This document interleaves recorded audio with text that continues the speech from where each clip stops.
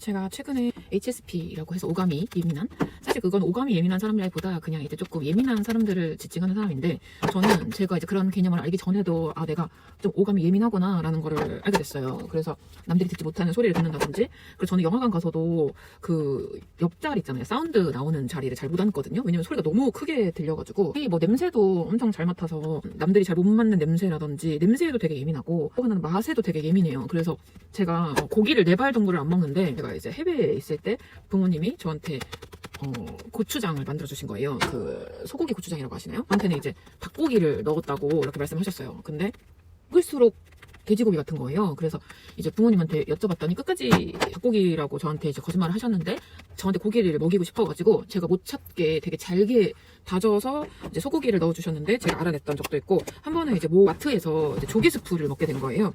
근데 이제 조개 스프니까 당연히 조개가 되게 많았겠죠? 조개 스프를 막 먹고 있는데 고기 맛이 너무 나는 거예요. 그래서 여기 고기가 들어간 것 같다. 그랬더니 이제 동생들이 이게 무슨 조개 스프에 고기를 왜 넣냐 이래가지고, 근데 제가 먹을수록 고기 맛이 너무 나는 거예요. 그래서 한 번만 이제 물어봐 달라라고 했더니, 거기에 이제 베이컨을 넣었는데 베이컨이 얇고 막 이러니까 거기서는 이제 깔아앉아 있어가지고 저희 그릇에는 베이컨이 보이진 않았지만 베이컨이 있는다든지, 뭐 하여튼 이것도 뭐 예민하지 않아도 또 맛에 조금 일가견이 있으신 분들은 찾을 수가 있겠지만, 이제 둔감한 친구들이라든지 이제 이런 분들은 잘 못 느끼시는데, 저는 또 유독 그런 것들을 좀 많이 느끼기로 해서 어렸을 때는 한 번 먹었던 음식을 잘 다시 연속으로 못 먹었었어요. 이제 지금은 부모님 떠나서 이제 자취를 하니까 한 번 먹었던 음식을 남겨서라도 먹어야 돼, 살아야 되니까 하는데, 되게 그래서 부모님이 보실 때는 좀 가탈스러울 수 있는 그런 친구였던 것 같아요. 그리고 막 좋아한다고 해서 계속 먹지도 않아. 뭐 예를 들면 조개를 좋아해서 조개구이를 먹으러 갔잖아요. 그러면 진짜 좋아하시는 분들은 계속 드실 텐데, 저 같은 경우에는 좋아하지만 또 먹다 보면 또 물리는 거예요. 이제 맛에 약간 예민하니까 먹다가 똑같은 맛을 계속 먹는 거에 대한 이제 흥미를 잃었다고 해야 되나, 약간 물렸다고 해야 되나? 이제 그래서 먹다가 또 멈추기도 하고, 하여튼 그런 식으로 조금 힘들었던 경우가 되게 많아요. 근데 많은 분들이 이제 예민이라는 글자를 들으면 되게 피곤할 것 같잖아요. 근데 HSP들이, 저는 그런데 남들이 볼 때는 저희가 예민한지를 잘 몰라요. 왜냐면 예민하기 때문에 남들에게 폐를 끼치지 않으려고 잘 티를 안 내는 경우가 더 많거든요. 근데 이제 이런 HSP가 좀 예민하게 구는 행동은 친한 사람들한테만 그렇게 하는 거예요. 그래서 그렇게 막 친하지 않으면 이 사람이 오히려 예민한 거에 아예 반대, 그냥 다 좋아요, 다 괜찮아요 하는 사람으로 느껴질 수가 있어요. 저도 그래서 이제 고기를 안 먹지만 상대방에게 부담을 주지 않기 위해서 그런 얘기를 안 한 적도 되게 많고, 그 다음에 냄새 나고 뭐 이런 것도 애초에 냄새 나는 거에 예민하니까 하고 다니는 것도 막 남들한테 민폐 끼치는 냄새 나는 행동을 한다든지, 막 소리 지르고 이렇게 한다든지, 그러니까 우리가 싫어하는 행동들을 남한테 잘 하진 않기 때문에 오히려 사회에서 만나신 분들은 저희가 예민한 사람인지 오히려 모르시는 분들도 더 많거든요.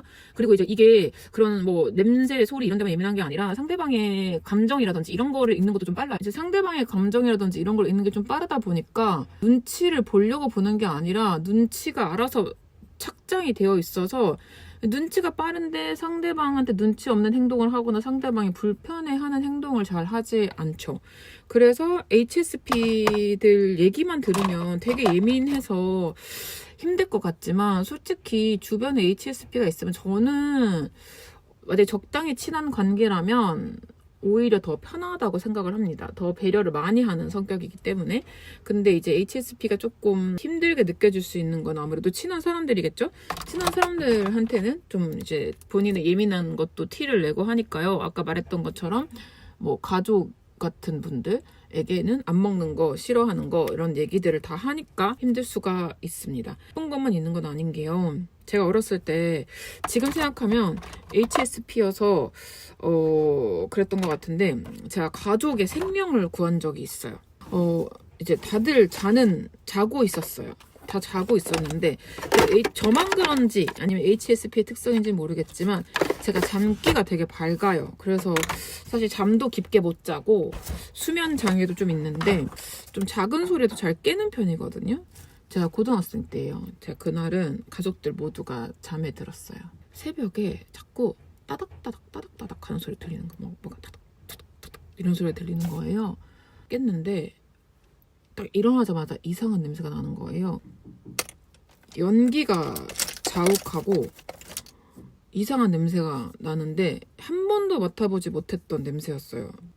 근데 또 학교에서 배운 게 있으니까 불은 켜지 않고 밖을 나갔더니 제 방 옆이 바로 부엌이었는데, 부엌에서 큰 솥에 뭐가 계속 타닥타닥 거리고 있는 거예요. 뼈가 타고 있는 거예요. 부모님이 곰탕을 끓이시다가 그거를 이제 끓이다가 처치를 하고 주무시려고 했는데 잠이 드셨나 봐요. 근데 다들 못 들은 거죠, 그 소리를. 근데 이제 제가 일단 불을 껐는데 이 연기가 가혹한 게 보이는 거예요. 그래가지고 또 배운 게 있어가지고 그 막 바닥으로 이렇게 해가지고 막 기어가지고 창문을 일단 열었어요. 열고 이제 부모님을 깨웠어요. 깨워가지고 하여튼 불은 안 나고 정리를 했는데 그게 조금만 더 있었어도 터졌을 수도 있고 아니면 이제 일산화탄소 중독 아시죠? 왜냐면 이제 거기가 다 타가지고 이제 뼈가 거의 타서 그러니까 그 타닥거리는 소리가 물이 다 빠져가지고 뼈가 타가지고 그런 소리가 났던 거예요. 근데 아무도 깨어나지 않고 제가 혼자 깨어나가지고 저희 가족의 생명을 구한 거죠. 근데 진짜 힘들었던 게 뭐냐면 그 뼈가 탄 냄새가 되게 이상한 거 알아요? 온 집안에 다 이제 퍼진 거예요. 그래서 옷에도 다 퍼진 거죠.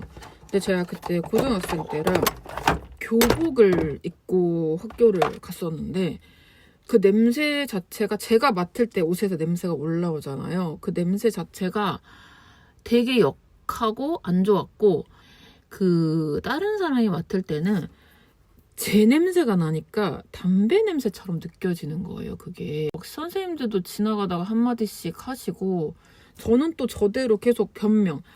저희 집에 불이 나가지고 불이 날 뻔 해가지고요. 아니면 뭐 곰탕을 태워가지고요. 뭐 이렇게 해야 되는데 선생님이나 다른 사람들이 봤을 때는 뭐 이상도 없는데 냄새는 이상한 냄새가 나고 막 이러니까 그렇게 의심을 하시진 않았지만 근데 그게 빨아도 그 냄새가 잘 안 없어져요. 그래가지고 정말 오랫동안 진짜 막 정확하게 기억은 안 나는데 꽤 그 냄새를 맡고 다녔던 기억이 나거든요. 그런 식으로 좀 냄새에 안 그래도 예민한데 그 냄새가 되게 오래 가서 교복 입는 게 되게 힘들었었던 그런 경험이 있고 오감이 예민한 덕분에 잠에서 항상 좀 빨리 깨는 타입이다 보니까 이렇게 항상 이제 안 좋은 일만 있는 건 아니에요.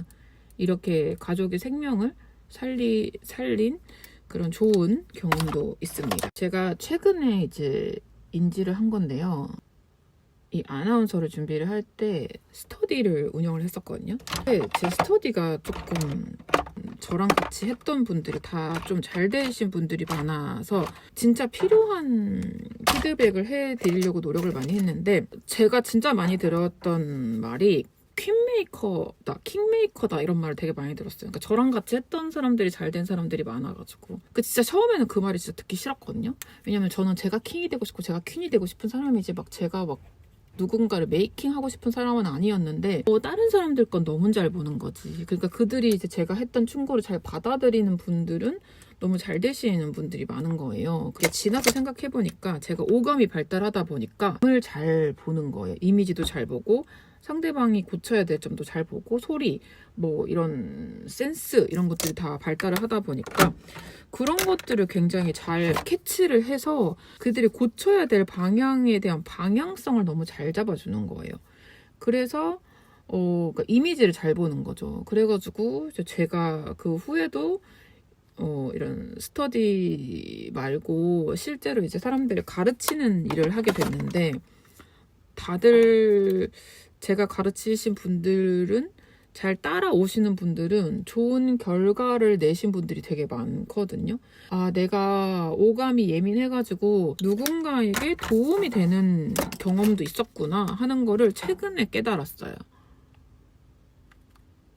그동안 내가 왜 다른 사람들 피드백을 잘해주고 다른 사람들의 이런 메이킹 일을 잘해주나 하고 보니까 남들이 이제 간과할 수 있는 이런 세심한 포인트도 잘 캐치를 해주는 거죠. 그래서 이제 제 수업을 듣는 분들도 사실 제가 그렇게 제 수업을 홍보하고 또 제가 제 스스로 저에 대한 마케팅을 잘 못하는 편이거든요. 근데 이제 막 소개를 많이 해주셔가지고 일을 하고 있는데 이제 그렇게 할 수 있는 이유가 제가 좀 그런 것들을 잘 하더라고요. 이렇게 오감이 발달했다라는 것을 인지하고 나서 알게 됐어요. 그래서 그래서 내가 이런 포인트들을 잘 잡고 사람들한테 잘 해주는구나. 그래서 사실 이게 오감이 예민한 게 막 무조건 안 좋은 건 아니라는 거를 말씀드리고 싶었어요.